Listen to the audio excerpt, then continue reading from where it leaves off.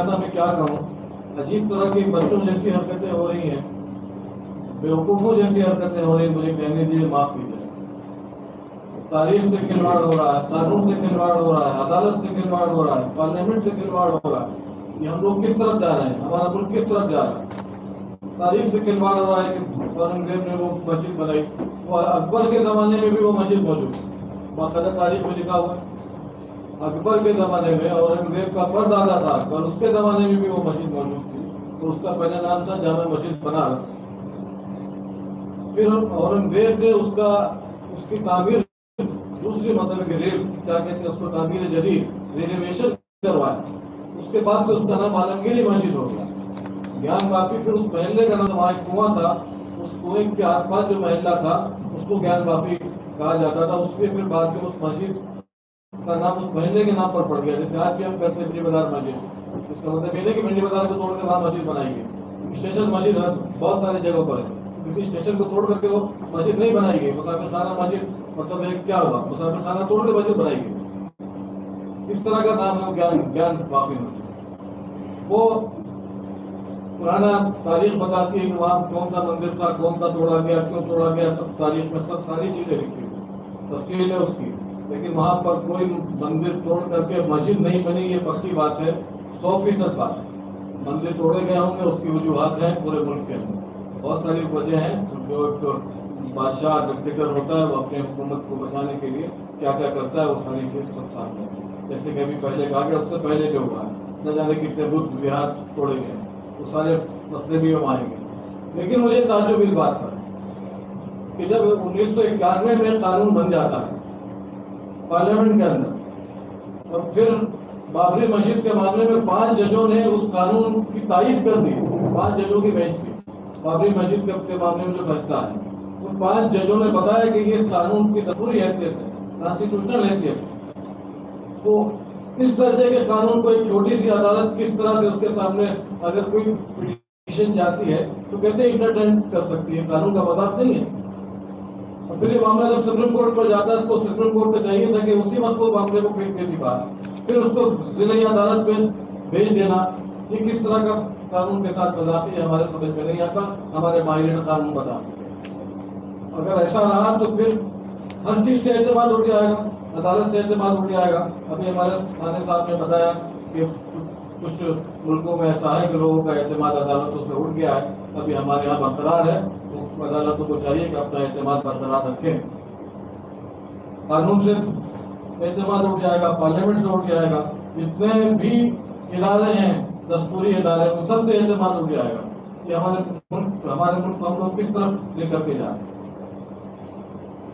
तो फिर यहीं तक मामला नहीं रहेगा, जैसे कि नहीं रहा। ताजमहल का मामला है, कुतुब मीनार का आया, वो बेंगलोर की मस्जिद का आया, जामे मस्जिद का आया, और पता नहीं कितनी मस्जिदों का रोज आना आ रहा है कि इस मस्जिद को खोदो उसमें फलाना मंदिर है, उस मस्जिद को खोदो उसमें फलाना मंदिर मिल जाएगा। कहते हैं कि ठीक है खोद करके देखो, अगर नहीं मिला तो सॉरी कह देंगे। ऐसी बातें भी हो रही है, ये अकलमंदों जैसी बातें हैं। किसी का मकान आप गिरा दें, नहीं मिलेगा तो सॉरी क्यों कह देंगे, ऐसा अगर कोई कह देगा तो ये अकलमंदी की बातें समझ में आती है। बात खुले में बातें कही जा रही, मीडिया में सारी बातें कही जा रही, कोई नोटिस नहीं लिया जा रहा। हमें तो बहुत अफसोस है। सारे हिंदुस्तानी किसी भी मजहब के मानने वाले लोग इसका नोटिस दें और इस मुल्क को फिर सही रास्ते पर लाएं, बर्बादी से बचाएं। हम लोग जिस लायक के हैं, पहले भी हमने इस मुल्क की खिदमत की, आगे बढ़ करके अपनी जानों को कुर्बान किया, अगर जरूरत पड़ेगी तो हम दोबारा भी यही कर देंगे। तो तैयार। बहुत बहुत शुक्रिया जनाब महमूद दरियावादी साहब। अब मैं इसके बाद फादर फ्रेजर मैस्करेनस, जो कि Paris priest eight Saint पेटर्स church Bandra है और एक एजुकेशनिस्ट भी है और एक सोशल एक्टिविस्ट भी है, मैं उनको विनती करता हूँ कि वो अपने ख्यालात आपके सामने रखें।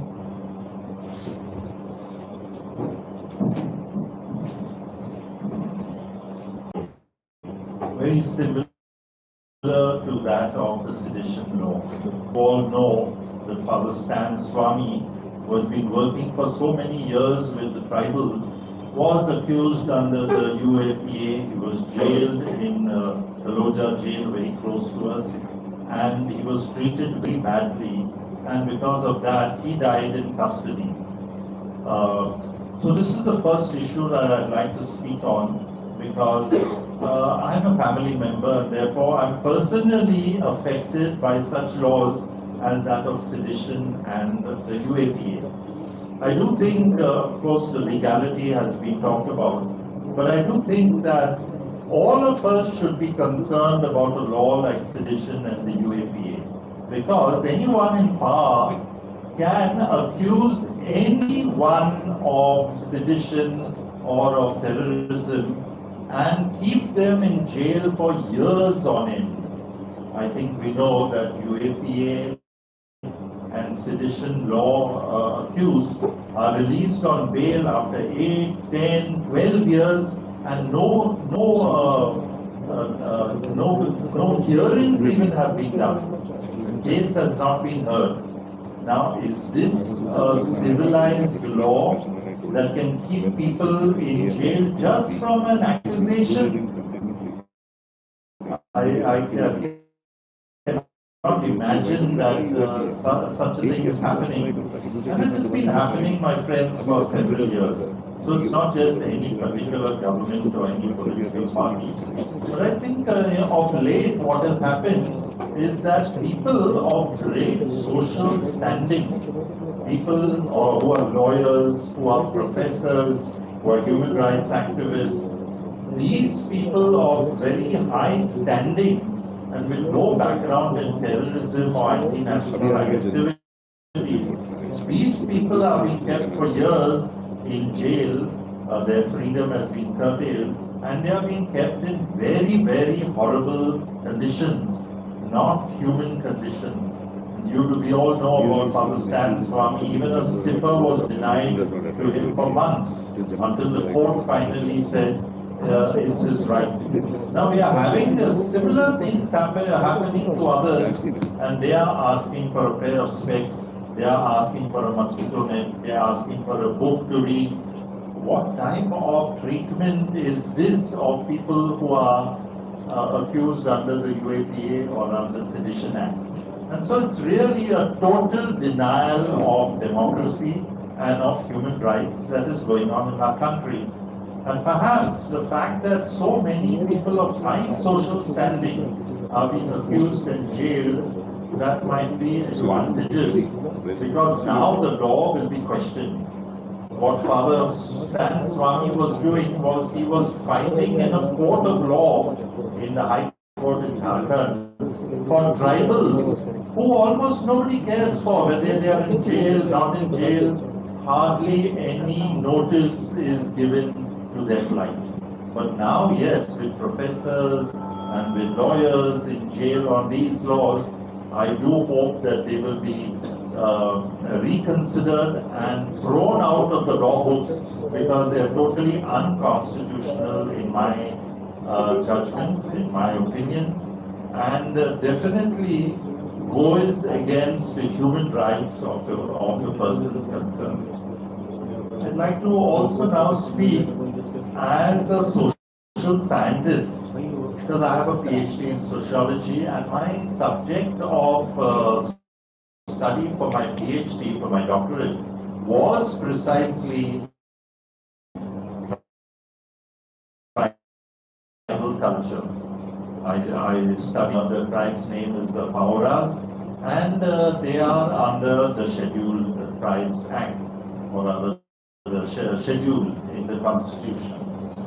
Now, my friends, I studied the religion of the tribals, and I find that the religion of the tribals is really an elevating religion, making them more human, which is what being divine is about.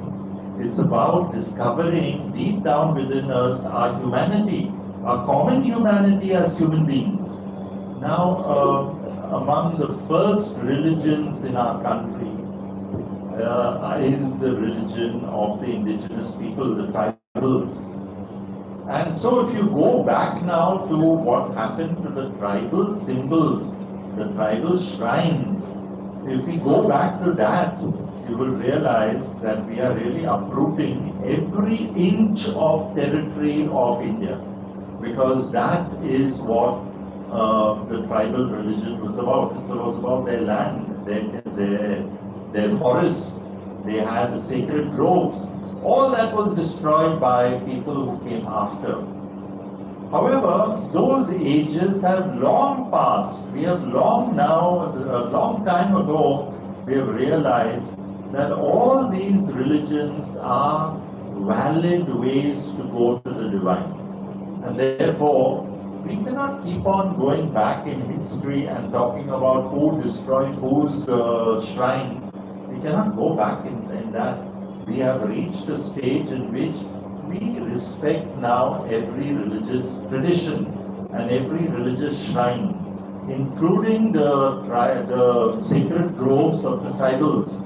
And therefore, what we need to do is preserve and encourage what we already have, not going back searching to see on which shrine another has been built and now go back to the status quo of hundreds and thousands of years ago. It is absolute, English bullying, definitely. English बोलिए, English. See, the thing is that my brother Musumani has covered up a number of issues, both under sedition laws as well as law relating to the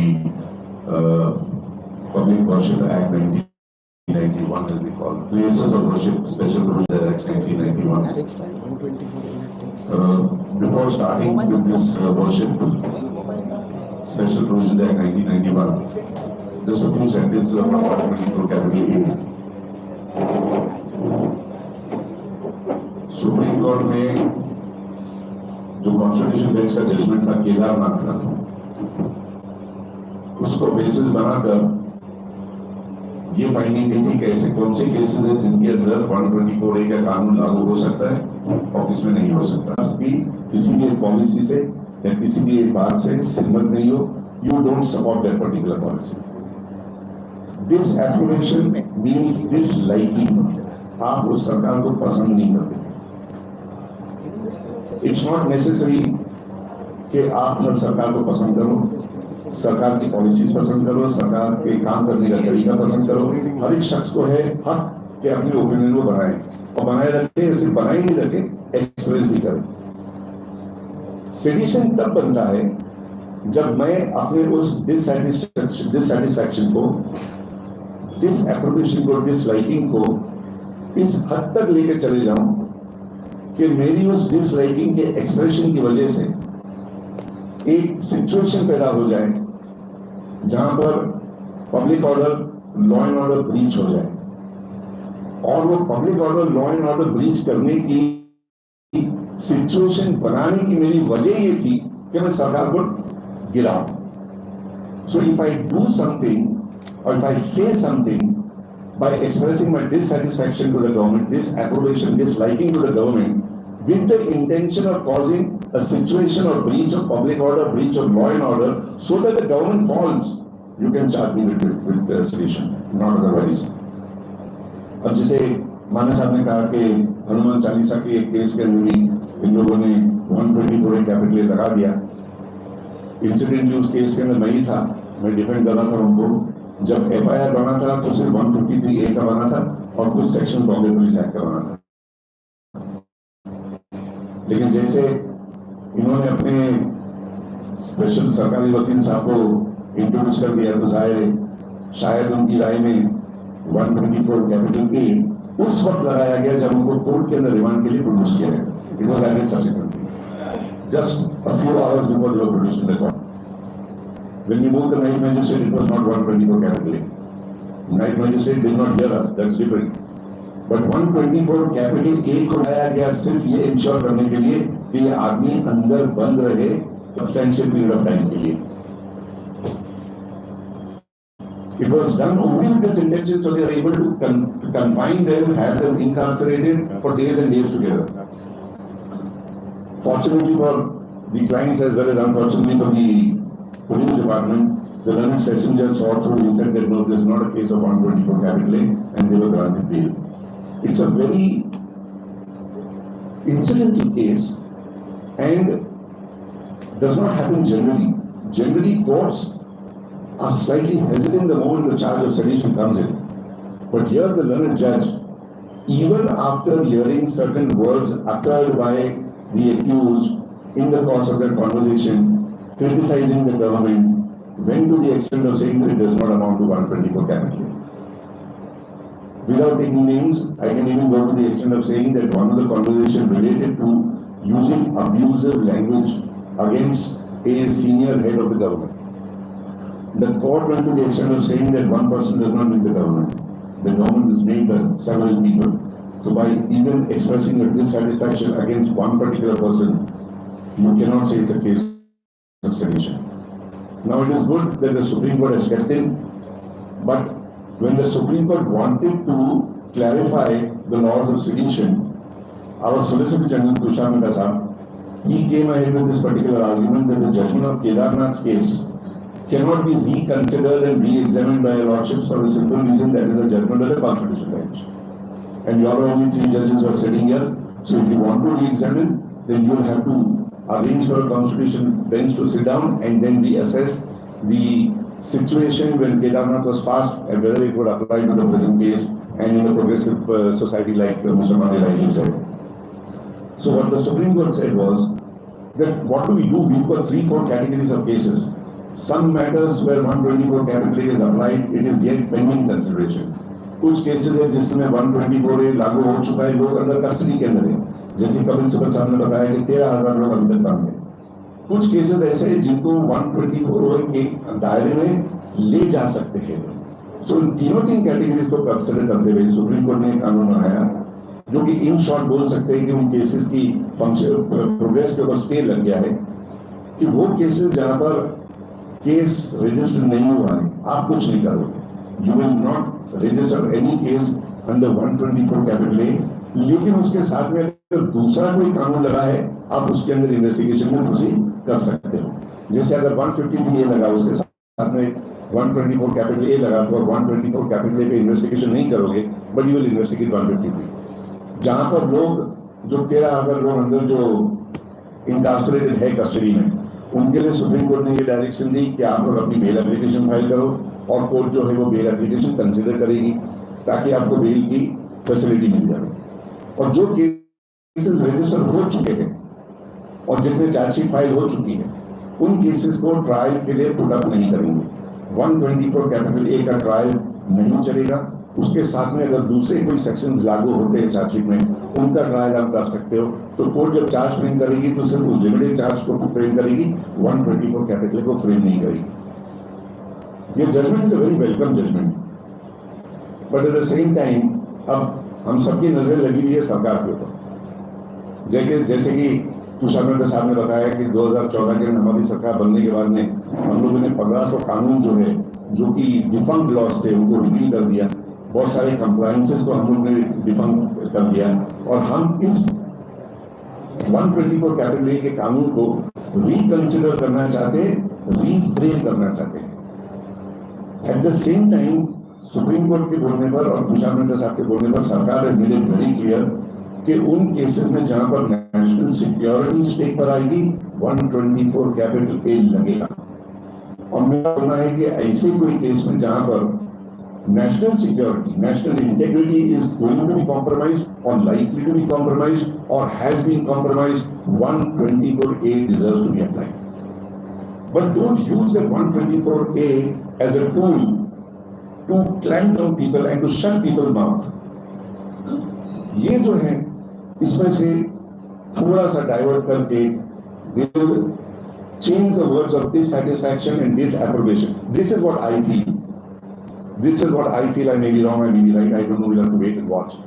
Dissatisfaction, disapprobation का जो मतलब आया है 124 capital A के अंदर, उस मतलब को ये लोग थोड़ा डाइल्यूट कर डालेंगे, लेकिन नेशनल सिक्योरिटी इंटीग्रिटी को मेंटेन करेंगे। तो इनकेस अगर किसी की एक्टिविटी को नेशनल सिक्योरिटी अफेक्ट होती है तो उसको 124 कैपिटल ए लागू होना चाहिए। So now I believe they've kept something the first week of July, right? Third week of July. It's kept in the third week of July. माने साहब ने जैसे बताया कि लॉ कमीशन ने स्क्रीन में नंबर ऑफ क्वेश्चंस, तो जाहिर है कि गवर्नमेंट ने जिस तरह से एक अंडरटेकिंग दी थी तुषार मेहता साहब के थ्रू कि हम रिकंसिडर करेंगे, वो प्रोसेस चालू हो चुका है। We have to wait and watch. And as I feel, जब भी कानून बनता है तो कानून बनने के टाइम पर लॉ कमीशन के अलावा हम सबकी राय भी ली जाती है। हम सबको ये हक बनता है कि हम 124 कैपिटल ए को सपोर्ट करना या नहीं सपोर्ट करना, अपनी राय जो है वो सरकार के सामने पुट अप करें। मीडिया एक बहुत ही हेल्दी मीडियम है जिसके थ्रू सरकार तक लोग पहुंच सकते हैं। तो you people play a very phenomenal role in society. Please continue playing that role in a very healthy manner. Now coming to Gyanvapi issue, Mani साहब ने जैसे कहा है कि अनफॉर्चुनेटली एक मुद्दा जो था अयोध्या का, वो अब बलून होकर एक बहुत बड़ा हवा बनने के निकला है। बहुत सारी इश्यूज रेज हो चुकी है। तो अजमेर शरीफ के ख्वाजा गरीब नवाज के मज़ार शरीफ को भी ये लोग जो है क्वेश्चन कर रहे हैं। आज सर्कुलेट हो रहा था व्हाट्सएप के ऊपर, कोई महाराणा प्रताप संघ है, उन्होंने कहा है कि यहाँ पर किसी की देवी थी और हम वो क्लेम कर रहे हैं। मेरी सिर्फ ये सोच है कि इस पूरे मुद्दे को एक मुद्दा बना के लड़ने से बेहतर है कि जैसे जैसे इंडिविजुअल सूट आए वैसे वैसे उसको हमको काउंटर करना चाहिए। इसलिए कि ज्ञानवापी मॉस्क एक एग्जाम्पल सेट हुआ है, जो उन्होंने क्वेश्चंस के अंदर जो इश्यूज रेज किए मैं आपके साथ में डिस्कस करूंगा। नंबर 1 एक इश्यू वो ये रेज किया है कि section 2, 3 and 4 of the 1991 Act of Places of Worship Act 1991, that is unconstitutional. That is violating the fundamental right guaranteed by Article 25, freedom of religion. Second, इन्होंने ये बताया है कि सेक्शन 4 का जो एक्सेप्शन है, उस एक्सेप्शन को इस केस में लागू नहीं किया जा सकता। इसलिए पब्लिक वर्शिप एक्ट 1991 इस केस में नहीं लगेगा। अब सिर्फ ये देखिए कि इन लोगों ने जब कोर्ट के अंदर अर्जी डाली, इन्होंने ये मांग की कि हमको आर्कियोलॉजिकल सर्वे करने की इजाजत दी जाए। इसकी वजह यह है कि सेक्शन 4 के अंदर, जबकि सेक्शन 4 कैटेगरी बोलता है कि it is here bye declared, यानी कानून डिक्लेयर कर रहा है कि the religious character of a place of worship existing as on 15th August 1947 shall be maintained and continue to be maintained as it is on the date it existed. यानी 15 अगस्त 1947 को जो stage था उसी तक रखो,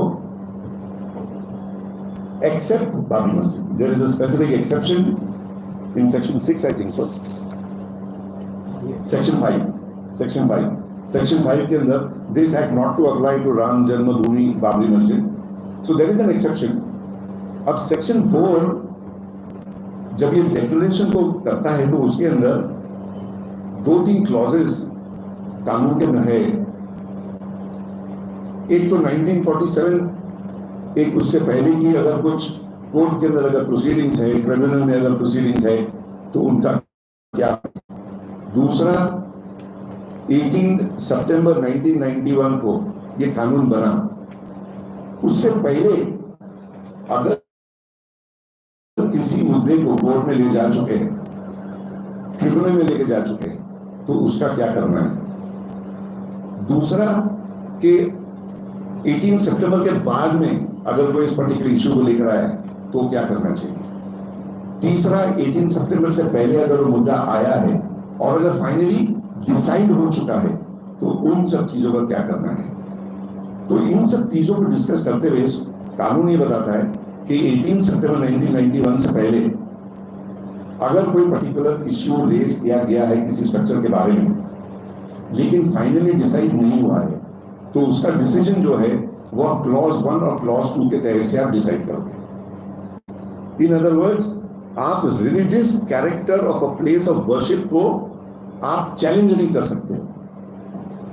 अब आर्ग्यूमेंट्स के दौरान हुज़ैफा अहमदी साहब जो सीनियर काउंसिल थे, उन्होंने यही पॉइंट रेज की कि इट इज नॉट डिस्प्यूटेड कि ये जगह जो है वो मस्जिद है, इस जगह के कैरेक्टर को कोई चैलेंज नहीं कर रहा। ये लोग मानते हैं कि 500 साल पुरानी मस्जिद है, तो आप इस चीज को चैलेंज करके वही कर रहे हो जो कि 1991 का कानून आपको करने से मना करता है। तो वहां पर जस्टिस चंद्रचूड़ साहब का एक स्टेटमेंट आ गया that there is nothing to refrain them from verifying the character, and it is not provided in the act that you can restrain them from verifying the character. With profound respect to His Lordship, I got very high regards for him, one of the finest judges we got in the Supreme Court. But I personally feel that possibly we failed on our side to convey to His Lordship by showing in the provisions of the Act that the character, religious character of the place of worship is presumed under this Act. So you don't need that exercise of proving it. That presumption is there in the Act. You are supposed to presume it. अब जब presumption आता है तो जो race करता है वो issue, उसको साबित करना होगा कि प्रिजम्पशन जो है ये गलत है, या उस प्रिजम्पशन के आगे उसको डॉक्यूमेंट्स प्रोड्यूस करके एविडेंस देनी होगी उस प्रिजम्पशन को रिवर्ट करने के लिए। ये चीज जो है सुप्रीम कोर्ट ने शायद मिस कर दी है। लेकिन ये जो एक सेंटेंस है, the religious character of a place of worship existing shall continue to be the same, means there is a presumption कि 1947 15 अगस्त से पहले का अगर मंदिर है तो मंदिर ही रहेगा, चर्च है तो चर्च रहेगा, मस्जिद है तो मस्जिद रहेगा, दरगाह है तो दरगाह रहेगा। उसकी रिलीजियस प्लेस की कैरेक्टर को आपको टेस्ट करने के लिए कोई एक्सरसाइज करने की जरूरत नहीं है। अब इन लोगों ने ये एक्ट स्टडी करके देख चुके कि इस एक्ट के अंदर एक एग्जेम्पशन है, मैं पढ़ लूंगा। Nothing contain in subsection 1 and 2 जिसके ऊपर हम रिलाई कर रहे हैं, shall apply to any place of worship. तो चाहे प्लेस ऑफ वर्शिप यानी कि मंदिर हो, मस्जिद हो, दरगाह हो, गुरुद्वारा हो, चर्च हो, सबको लागू हो जाएगा। Is which is an ancient historical monument और आर्कियोलॉजिकल साइट और रिमेन्स, यानी कि अगर एक पर्टिकुलर प्लेस ऑफ वर्शिप एक एंशिएंट स्ट्रक्चर है, एंशिएंट मॉन्यूमेंट, हिस्टोरिकल मॉन्यूमेंट है, आर्कियोलॉजिकल साइट और रिमेन है, तो इसको ये कानून नहीं लगेगा, उसको वो कानून लगेगा which is ancient monuments and archaeological sites and remains of 1958।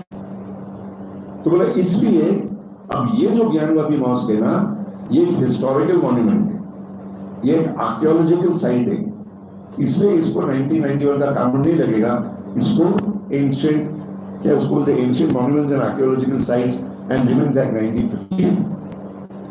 यहाँ आने से पहले मैं, नया कानून है, कुछ पता नहीं था, इंटरनेट से डाउनलोड किया और keeping in mind this particular exception, I went through the definitions of ancient monument, historical monument, archaeological sites. First condition is that that monument is supposed to be declared by the central government under this act to be a historical monument or an ancient monument or an archaeological site or remains. That declaration की एक period है, 2 महीने के अंदर आपको उस चीज को डिक्लेयर करना है। डिक्लेरेशन की एक मुद्दत होती है ताकि पब्लिक को या किसी को भी अगर ऑब्जेक्शन देना है तो उसको ऑब्जेक्शन दे सकते हो। वो ऑब्जेक्शन आने के 6 महीने के अंदर अंदर आपको डिसाइड करना है कि ये पर्टिकुलर स्ट्रक्चर जो है ये एक मॉन्यूमेंट है, एक आर्कियोलॉजिकल रिमेन है, एक आर्कियोलॉजिकल साइट है कि नहीं।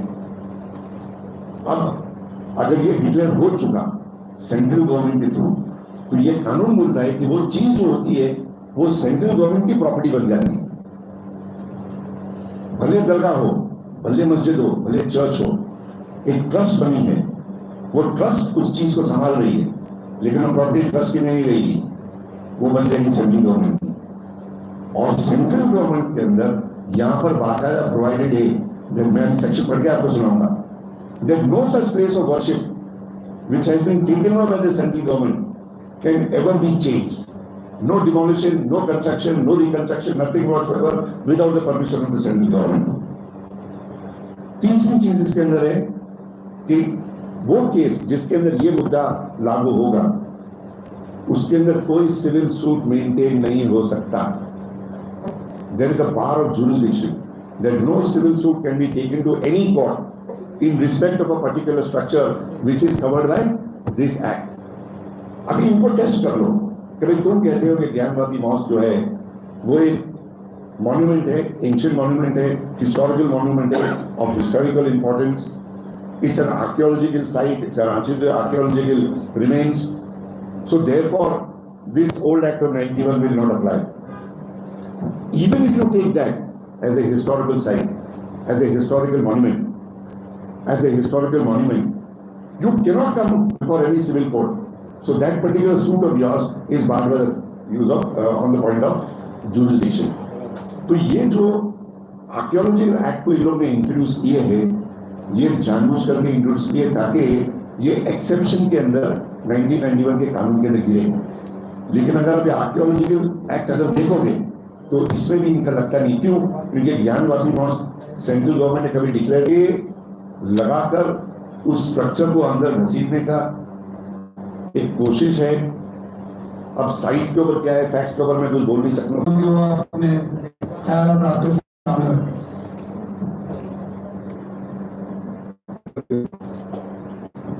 Friends,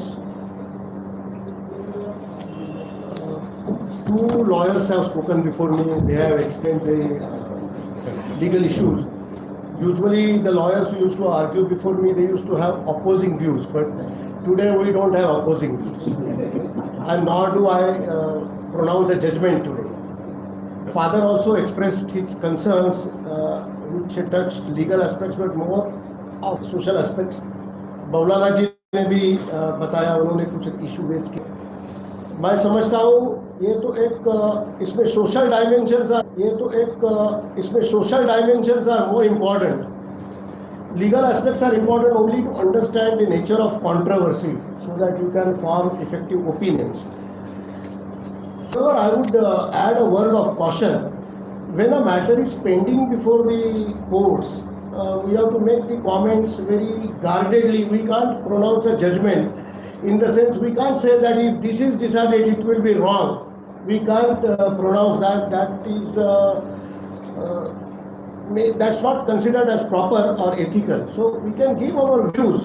These views are undoubtedly very sound, and maybe they will be canvassed before the court. What Rizwan Merchant said, these views, I'm sure they will be canvassed before the Supreme Court, because it is not finally decided. Supreme Court is bound to take a decision on those issues finally. Whatever the judge says at the initial stages, that is not a decision of the court. I have been a judge for 30 years at various different levels. And I know that these opinions sometimes change after you hear both the sides. These offhand opinions. So, of course, these are very weighty arguments.